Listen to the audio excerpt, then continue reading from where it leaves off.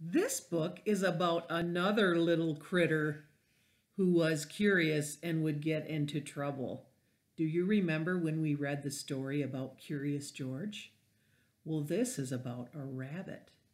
It's The Tale of Peter Rabbit, and it was written by Beatrix Potter.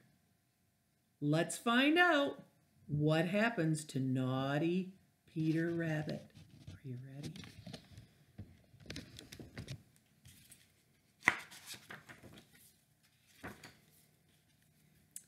The Tale of Peter Rabbit. Once upon a time, there were 4 little rabbits, and their names were Flopsy, Mopsy, Cottontail, and Peter. They lived with their mother in a sandbank underneath the root of a very big fir tree.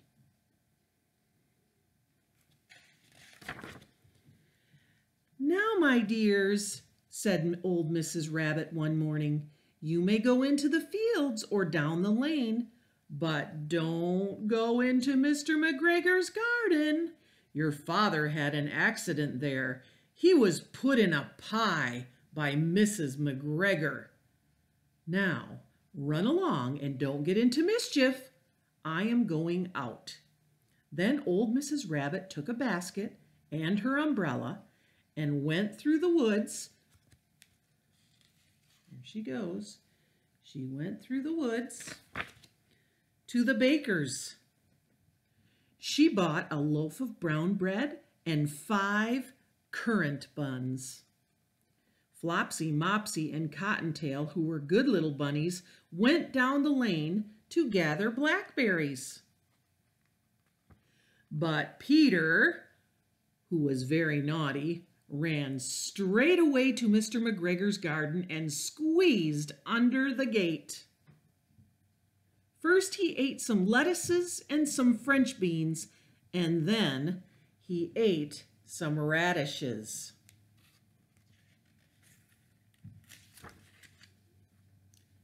And then, feeling rather sick, he went to look for some parsley. But round the end of a cucumber frame, whom should he meet but Mr. McGregor? Mr. McGregor was on his hands and knees planting out young cabbages, but he jumped up and ran after Peter, waving a rake and calling out, "Stop, thief!" Peter was most dreadfully frightened. He rushed all over the garden, for he had forgotten the way back to the gate. He lost one of his shoes among the cabbages, and the other shoe amongst the potatoes. Oh my. After losing them, he ran on 4 legs and went faster, so that I think he might have got away altogether if he had not unfortunately run into a gooseberry net and got caught by the large buttons on his jacket. It was a blue jacket with brass buttons, quite new. Peter gave himself up for lost and shed big tears.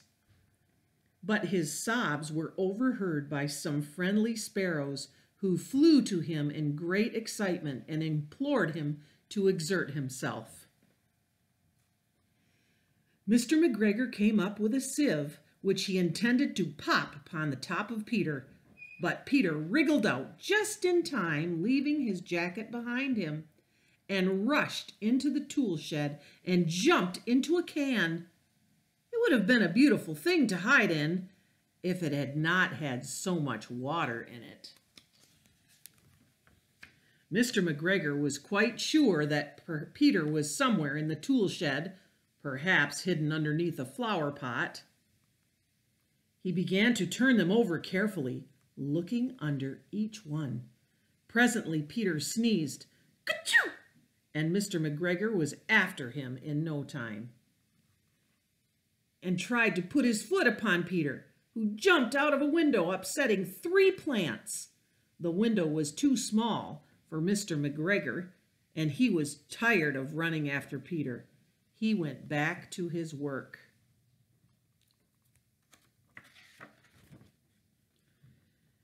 Peter sat down to rest. He was out of breath and trembling with fright, and he had not the least idea which way to go. Also, he was very damp from sitting in that can. After a time, he began to wander about, going lippity-lippity, not very fast, and looking all around.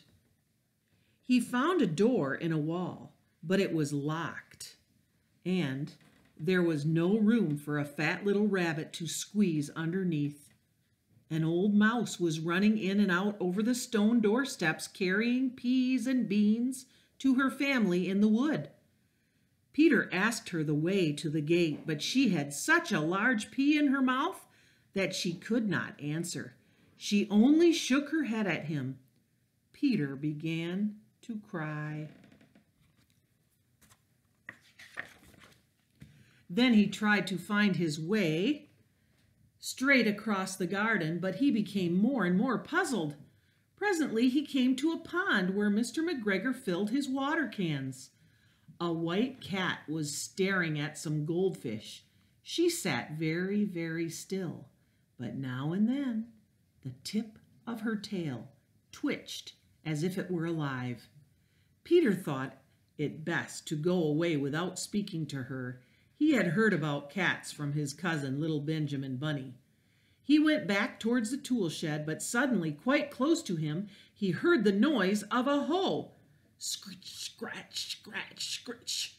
Peter scuttered underneath the bushes, but presently, as nothing happened, he came out and climbed upon a wheelbarrow and peeped over. The first thing he saw was Mr. McGregor hoeing onions. His back was turned towards Peter, and beyond him was the gate. Peter got down very quietly off the wheelbarrow and started walking as fast as he could go along a straight walk behind some black currant bushes. Mr. McGregor caught sight of him at the corner, but Peter did not care. He slipped underneath the gate and was safe at last in the wood outside the garden. Mr. McGregor hung up the little jacket and the shoes for a scarecrow to frighten the blackbirds. Peter never stopped running or looked behind him till he got home to the big fir tree. He was so tired that he flopped down upon the nice soft sand on the floor of the rabbit hole. And he shut his eyes. His mother was busy cooking. She wondered what he had done with his clothes. It was the second little jacket and pair of shoes that Peter had lost in a fortnight.